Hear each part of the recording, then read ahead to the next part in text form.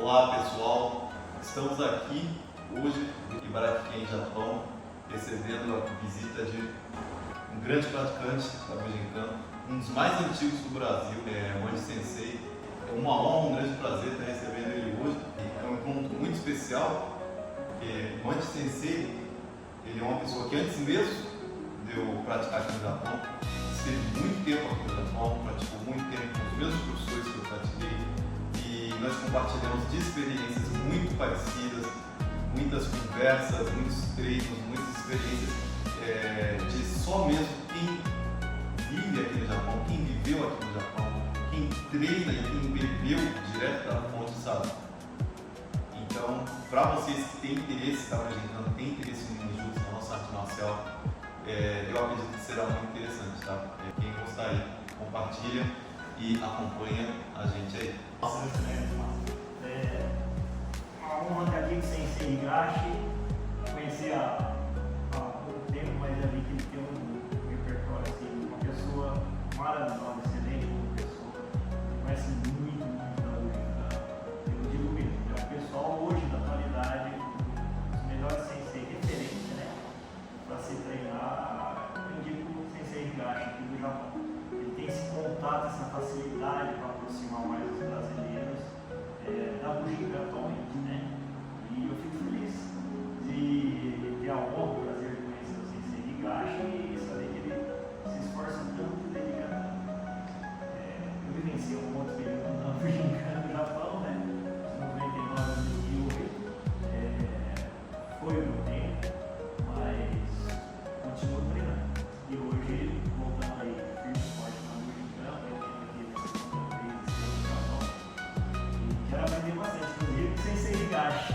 Tem muito conhecimento, né? Você está bem mais tempo do que 10 anos, daqui a uns 20 e poucos anos. 20 anos na Bujinkan no Japão. A gente acredita que tem que ser sempre humilde, né? Eu tenho essa humildade de nem aprender o Sensei agora. As novidades, os conceitos atualizados, assim, o raro. Eu sei que vai ser muito aproveitado os treinos, né? Esse período que eu estiver aqui no Japão. E também que a gente pode falar um pouco mais do que aconteceu nesses últimos anos aqui, né? Com certeza, é sempre muito divertido. Mudou muito, tanto no Brasil quanto no Japão, né? Muita coisa aconteceu. E realmente, você é uma pessoa que teve uma outra época aqui, uma época onde o treinamento era até mais firme, daquele período para cá. Eu acompanhei um pouco o treinamento firme também, mas acompanhei também aquela última fase lá do Sensei, ele estava tendo uma forma sorte, mas você teve uma grande chance, né, a sorte de estar acompanhando uma fase onde ele estava mais jovem, e não só ele, mas todos os outros senseis também, e realmente é uma experiência rara e é uma experiência que poucos têm. Tanto é que ontem, né, também com os senseis também, aí depois nós fomos almoçar junto. E até conversando, porque mudou bastante, né? Eu perguntei, antigamente a gente estudava um ano inteiro só na escola, por exemplo, quando eu ia um ano inteiro só focado naquilo. Hoje em dia eu ficava com o professor sensei no computador e os demais professores ensinavam as técnicas tradicionais, no caso da sala daquela escola ali, né? E agora não tem mais isso, parece que mudou, né? Já parece que é tudo livre, as aulas agora. Exatamente. O Sensei, ele sempre dava um tema, ele sempre escolhia uma arma, uma escola, um tema, um sentimento para trabalhar com aquele ano. Porém, depois do Sensei se apresentar, a maioria dos professores eles têm um próprio ritmo. Então, cada um deles tem um tema diferente para ensinar, tem uma forma diferente de ensinar. Alguns professores batem uma arma, outros professores eles pegam por mês e ensinam os códigos. Eu acompanho agora a Teus da Sensei, para mim, assim, dentro da Bujinkan, na atualidade, é a pessoa que eu mais respeito. Onde?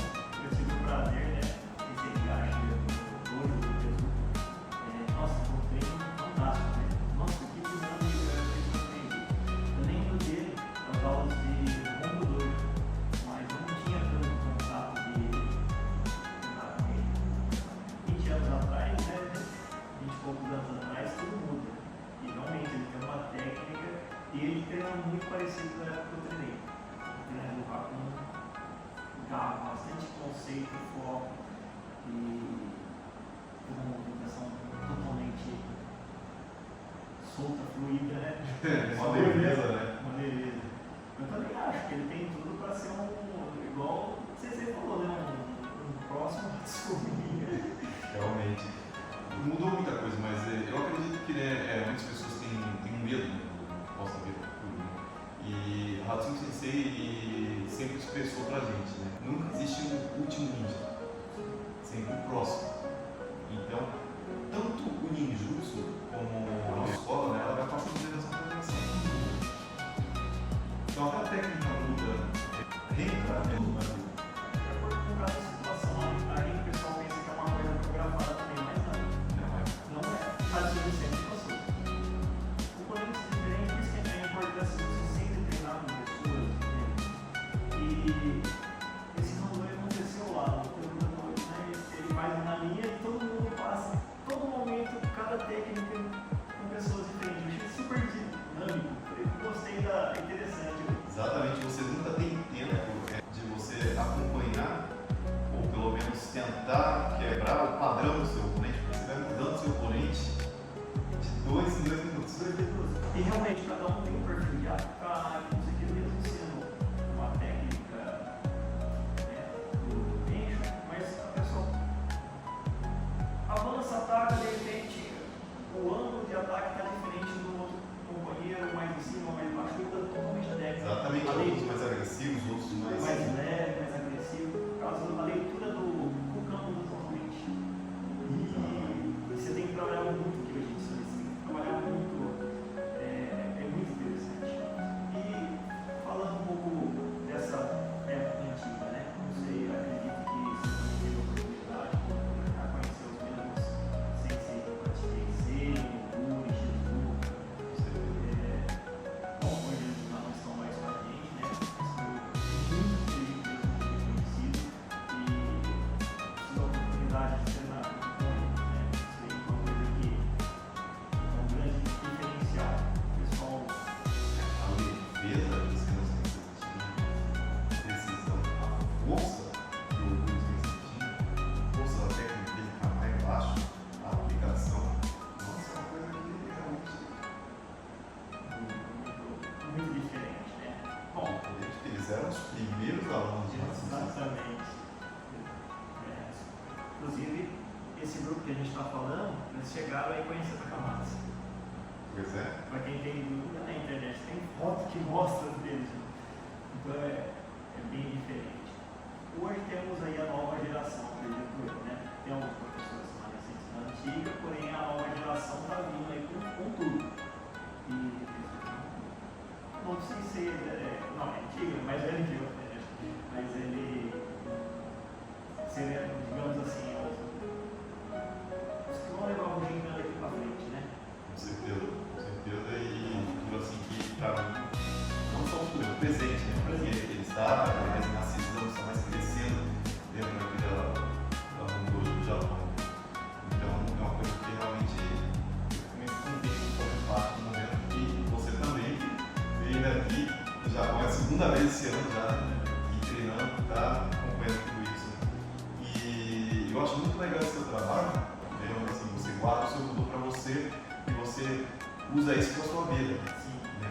Mas mesmo assim você pega essa cultura toda e leva lá e transmite e ajuda as pessoas.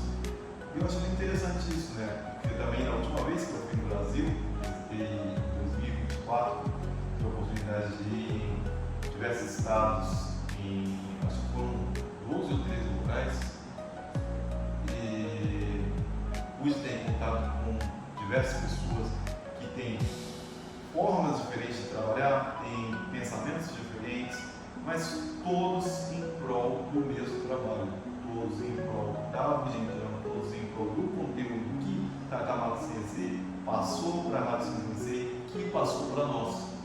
Isso é um ponto importante. Eu acho que assim, para manter as escolas de Bujinkan livre, a gente tem que manter as técnicas em sua originalidade. Se pegarem, eu vi não entendi nada, conceito dos pontos técnicos que o japonês falou, eu fico perdido. Eu vou só copiar, vou fazer uma cópia daquele programa que chego lá e vou transmitir, de repente coloca um sentimento parte do programa errado. Aí já distorceu. Aí você vai pegar isso e passar para o outro aluno, já distorceu mais ainda. Esses filtros acabam mudando uma técnica tradicional, ela fica totalmente atrapalhada no final. Exatamente. E o que acontece? Até aqui dentro do Japão, que a gente tem professores diferentes, nós damos aplicações diferentes da mesma técnica. Por quê? Porque Hatsumi Sensei, ele deixou pra gente um legado, não só das técnicas originais, mas dos Renka também. Mas o que acontece? Isso tudo é o que é. Então a gente tem essa dificuldade de achar, mas qual é a versão correta? Tem dificuldade? Mas você vê, por exemplo, o Tezuka Sensei, ele fala, existem versões da técnica, mas todas essas são feitas. Então você tem essa aqui que o Tezuka Sensei deixa, você tem essa aqui que o Sensei deixa, você tem essa aqui que você viu lá no vídeo do Tokumatsu. Mas treine e saiba essas. Não é você pegar aquilo ali. Não, eu acho que é assim que eu vou fazer. Esse negócio de achismo é complicado. E você vê muito isso hoje em dia. Até os estudantes que a gente fica muito visível nisso. É tanto achismo técnico que eles vão fazer um movimento e você acaba não visualizando a escola, não entendendo o que o cara quer fazer. Aí tudo bem, a gente julga muito. Exatamente. A gente vê aí a barreira da comunicação. Não querendo desfazer, porque são pessoas que praticam há muito tempo, são pessoas que têm um legado e um conhecimento positivo. Tá? Porém, se existe uma barreira de comunicação, porque a comunicação ela não é só você saber falar bom dia, boa tarde, boa noite, e você fala 10% de um idioma, nem 10%, ele não vai te fazer compreender um conteúdo que até o próprio japonês não compreende corretamente, não compreende 100%. Então é um conteúdo difícil de você assimilar, é um conteúdo difícil de você compreender. Porém, se você tem uma noção de comunicação maior, você vai ter uma noção maior do que você está fazendo. O pessoal tem que ter a mente aberta, a humildade para tentar aprender. Treine com vários professores. Pega o que é de melhor de cada professor e respeita essa coisa. Independente se vem poucas vezes para o Japão ou não, respeite um pouco a graduação do professor, entende bem, tudo isso é importante. Hoje eu vejo, às vezes, o Brasil antigamente tinha mais livros. Eu quero ser presidente, eu quero ser o Japão tem a graduação, mas não tanto igual no Brasil. E é muito triste isso. O pessoal podia um país tão forte na música, podia estar todo mundo muito mais unido, né? Exatamente. Politicamente falando, de graduação, de geografia, que a gente tem bons professores em diversos estados do Brasil inteiro, né? Desde o extremo norte até o extremo sul, e até às vezes professores na mesma cidade, no mesmo bairro.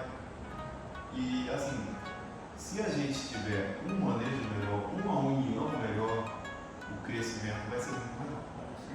Se aqui no Japão, na fonte, nós temos professores diferentes que ensinam no mesmo estabelecimento, por que professores diferentes não podem conviver no mesmo bairro ou na mesma cidade? Então é como se unir para progredir, conversar, tá? E às vezes, mesmo quando tiver um problema de comunicação, é saber reconversar esse assunto e não ficar preso ao problema. Senão vai parecer que aquele professor está pegando o estilo próprio dele e não está conversando. A comunicação tem que ser conversada com os demais professores, né?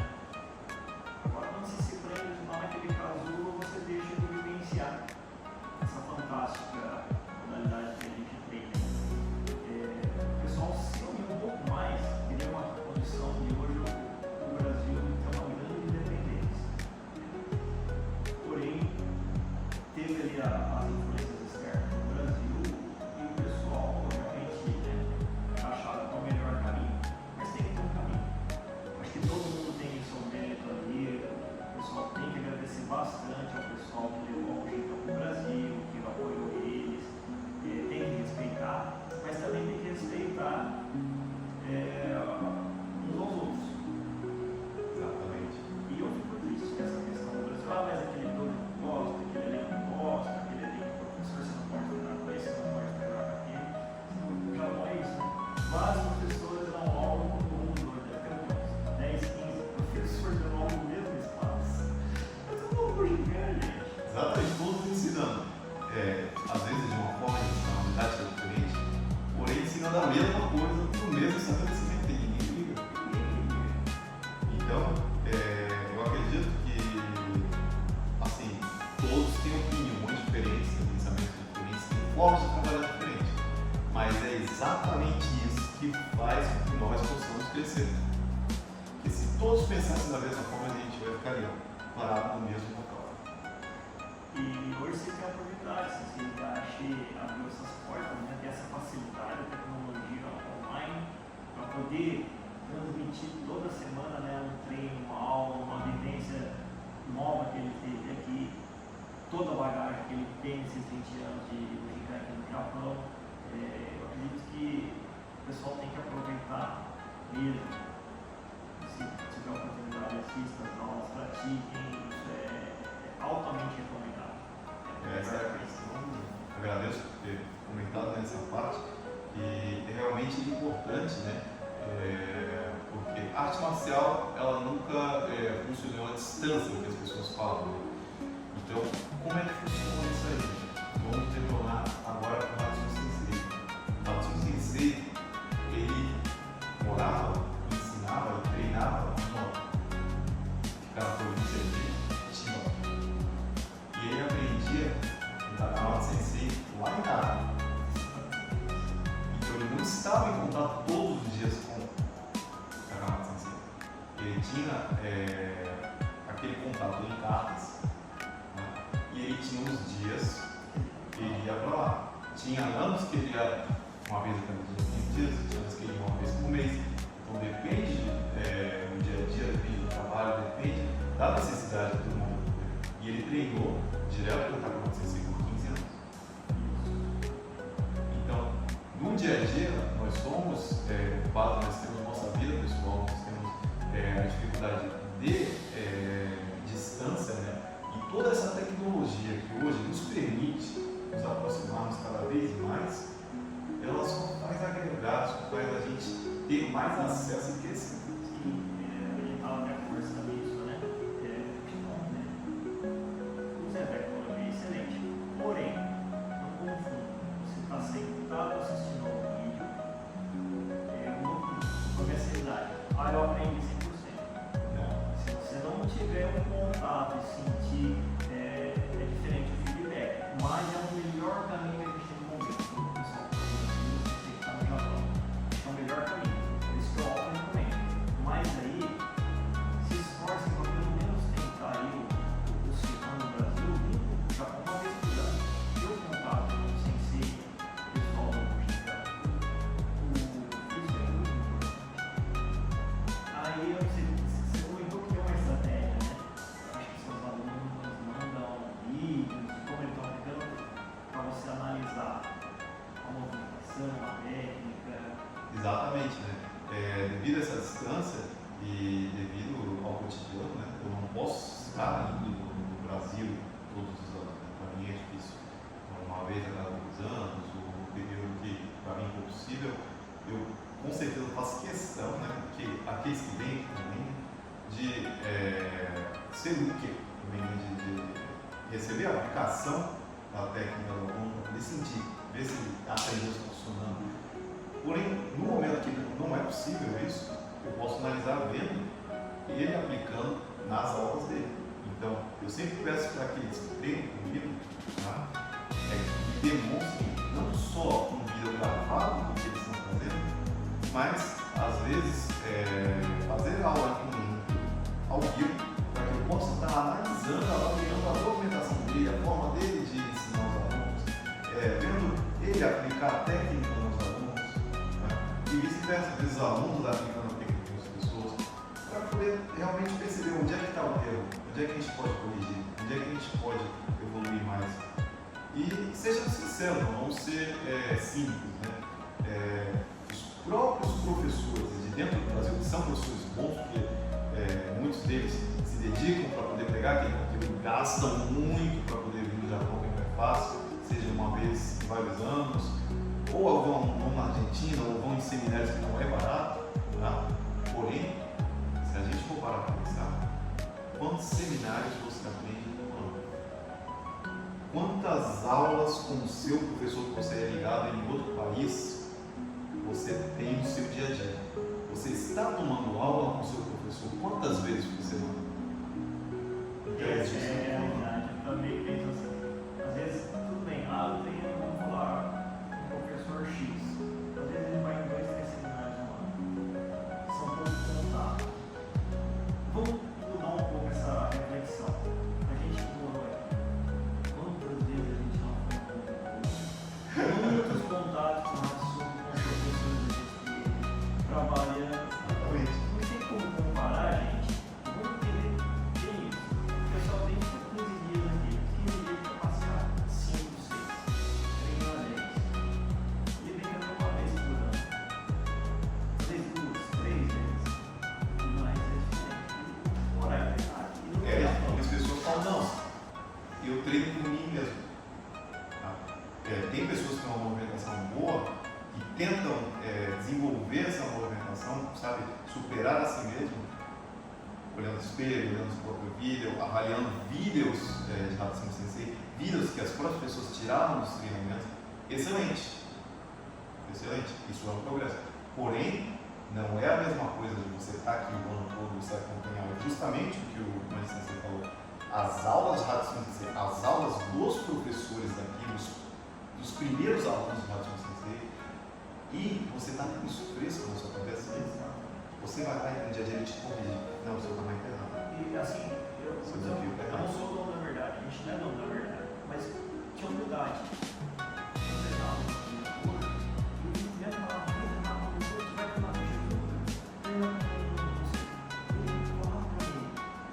E que até hoje, na aula de ontem, ele dá muito jeitinho. A gente faz as técnicas, ele lê as técnicas, a gente faz a sua originalidade, aí pede pra gente escrever. Exatamente, são minhas Sensei, mais essa chance para A gente escreve tudo, eu tenho muita coisa assim. E eu fazia às vezes uma coisa, muitas vezes eu falava assim, nossa, tô fazendo papel de luto. Eu tava na aula de domingo lá no dojo, e só eu ia lá pegar no caderno e começava a escrever. O pessoal ia pensar, esse cara aí tá meio maluco, mas eu tenho anotado aula por aula. Só que o conteúdo, ali no caso, do dojo era muito rápido. Era igual o nosso conteúdo, ele trocava muito rápido. É muito dinâmico. Mas assim, o que eu aproveitava eu anotava. Então, além de confiar na memória, eu tinha um escrito. Vários anos, né? Tem esse diferencial. E aproveitando, né, que você estava relembrando aí, né, o falecido Shizuka Sensei, né, era muito legal porque ele quebra o seu. Sim. Ele chega um professor que é altamente graduado, né, e a gente está passando uma técnica ali, e aí ele para a aula, e ele chega nesse professor, não, o seu soco está errado. E é uma técnica básica da faixa branca. Não, esse soco não está verídico, você não está fazendo para pegar, seu corpo está errado, sua posição está errada, está tudo errado, seu bloqueio está errado. Então ele pega, ele bate naquela tecla meia hora. Bota aqueles professores mais graduados lá para treinar uma festa técnica de faixa branca meia hora. Exatamente. Eu lembro disso quando eu cheguei lá. Uma coisa que eu olhei assim. A bandeirona no Brasil gigante lá.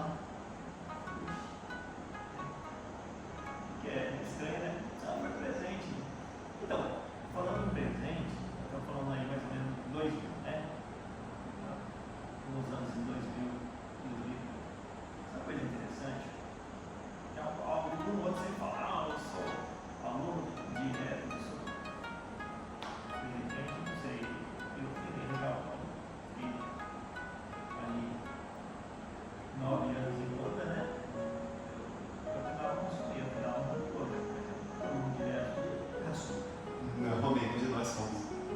Nós somos alunos de Ratsu Sensei, mas não somos alunos direto. Direto de Ratsu. Isso aí eu acho que é bem equivocado, só usar esse termo, né? Mas enfim, para não criar confusão, né? Respeitando aqui, e toda a conversa seja uma discussão. No Japão, na década de 90, 94, 95, teve um brasileiro que treinou sim. Não vou falar sobre o nome para não ficar descancarado. Só o primeiro nome foi o Mário. Os professores da Bujinkan no Brasil, que é das antigas vai lembrar, né? O Arthur, todo mundo, o Sérgio. Então eles começaram assim os primeiros. Não fui o primeiro, sempre falei isso, todo mundo sabe, a treinar no Japão. Mas depois do Mário que acabou indo para a Lotária, né? Aí em 99 eu vim para Japão. Eu vim na verdade em 97, 96, estou tudo de 96, mas eu vim para o Japão, mas eu comecei lá no Gomu Dojo em 99. Aí que eu até me lembro naquela época não tinha. Posteriormente teve um rapaz que morava no Rio, chama Marcelo, hoje eu não vou lembrar do sobrenome, mas era Marcelo. Tinha uns alunos brasileiros também. E acredito que depois da verdade, né? Só se alguém que treinou, morou no Japão, me desculpa, não estou lembrado. Mas o meu dia a dia, eu ia toda semana no mundo do jogo, foi, né? Exatamente, falando de pessoas que vieram do Brasil, né, brasileiros no Japão, né, além do Mário, do Marcelo também, existem ainda mais dois brasileiros, né, que moram no Japão e têm professores excelentes, é o Maruyama Celso, né, é uma pessoa muito, sabe, muito dedicada, muito técnica, com um caráter excelente. E ele treina diretamente com o Tanaka Sensei, que é um dos senseis mais antigos e que ensina ainda no Dojo. É aluno do Gucci, né? Exatamente. E é realmente uma pessoa muito boa, muito dedicada. E ele tem uma aplicação, uma pegada diferente, porque além da própria Bujinkan, ele pratica também, né, combate estratégico moderno de armas e fogo, né? Então, ele tem esse pensamento mais moderno, né, de saber aplicar essa técnica antiga com estratégia militar. Eu acho muito legal isso aí, essa pegada do Mariano Celso. E fora ele, existe também, Deus está uma pessoa, nossa, eu vou falar, é o Júlio, a gente chama de Tolkien, ele é um monge, se eu estiver errado, estou em São Paulo, mas hoje ele trabalha como um monge budista aqui no Japão, em Chiba, mais próximo da parte ali do litoral, tá? Mais afastado do mundo, mas ele vai sempre nas aulas de Yokohama do Paul Massa. E ele também é uma pessoa excelente, tanto falando de treinamento, de técnica, né? Como ser humano, né? Nossa, fala japonês avançadíssimo, inteligente pra caramba. Isso é importantíssimo. Bom, só voltando a falar, brasileiro que morou no Japão e treina constantemente. Estamos falando de brasileiros que veio esporadicamente em visitas, 15, 20 dias, né? 2, 3, 4